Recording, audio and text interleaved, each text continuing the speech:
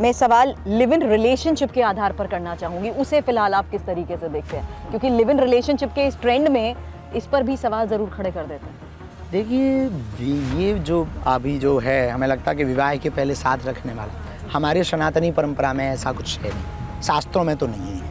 एक बात हम आपको कह दें, हमारी मर्यादाओं में भी ऐसा नहीं। अब किसी को पाश्चात्य संस्कृति का अनुसरण करना है, विदेशी संस्कृति का, तो वो उसकी अपनी निजी आज़ादी है, कोई रोक भी नहीं रहा है। और लिव इन, देखो, एक दृष्टि से यूँ कहा जाए तो अब क्या कह दें, अमर्यादित ही है। अमर्यादित इसलिए है कि विवाह के पहले एक साथ रहने की परंपरा हमारे सनातन में तो नहीं है।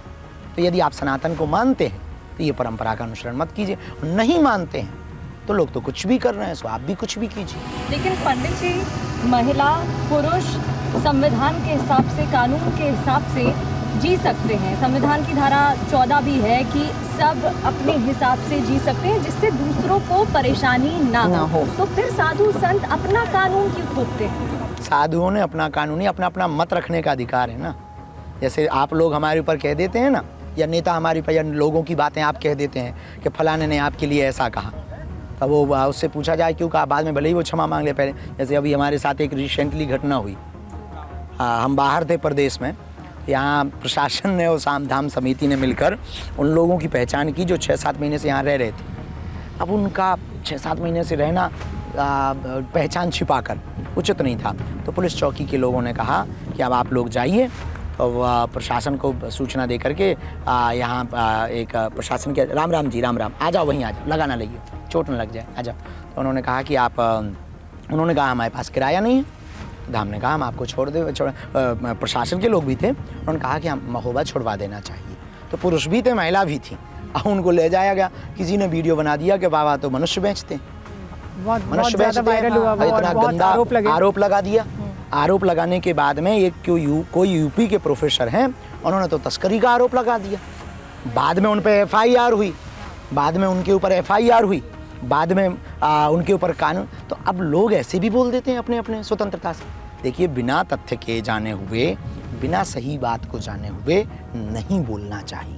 बाबा, लेकिन लोग हैं भ्रामक बातें या खबरों की बात कर रहे हैं, उसमें आजकल बहुत से वीडियोस आ जाते हैं। जैसे वो वीडियो भी आया और उसके बाद बहुत से सवाल खड़े हुए, फिर आपने अपना पक्ष रखा, फिर पुलिस ने अपना काम किया।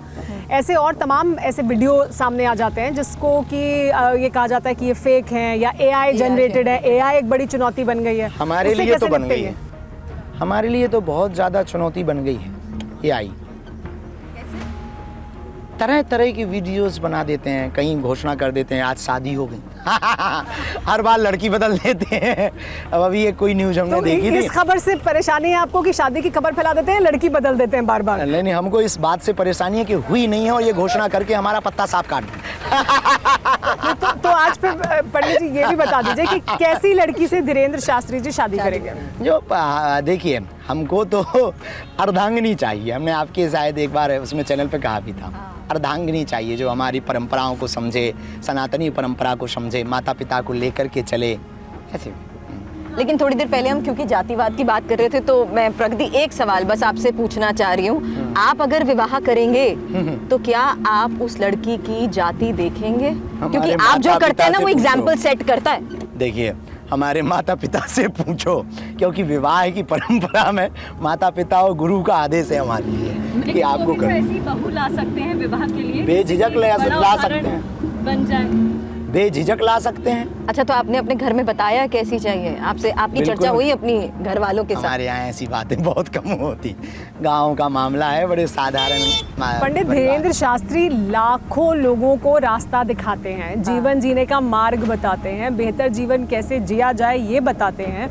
तो फिर ये तो आप संवाद अपनी माता जी के साथ भी कर सकते हैं कि ये आपकी इच्छा, लेकिन ये बेहतर होगा अगर हम ऐसा उदाहरण समाज में सामने रखें। तो देखो माता जी, ये संवाद तो कर ही सकते हैं, रख सकते हैं, बस संवाद रख सकते हैं, संवाद रखने में कोई अपराध नहीं। वो जानती भी सुनती भी तो हैं। टीवी कि बेटा जो है बयान, बेटा जो है समाज को एक करने के लिए लगातार अनवरत सेवा कर रहा है, उनसे आज्ञा भी ले रखी तो है। आपके ऊपर थोड़ा दबाव भी था, प्रधानमंत्री जब अगली बार आएंगे तब तक तो वो कह रहे थे कि ब्याह हो जाना चाहिए। हो जाना चाहिए, लेकिन कुछ ऐसे सपने हैं जो हम सोते हुए नहीं जगते हुए देखते हैं। उन सपनों को पहले पूरा करना है।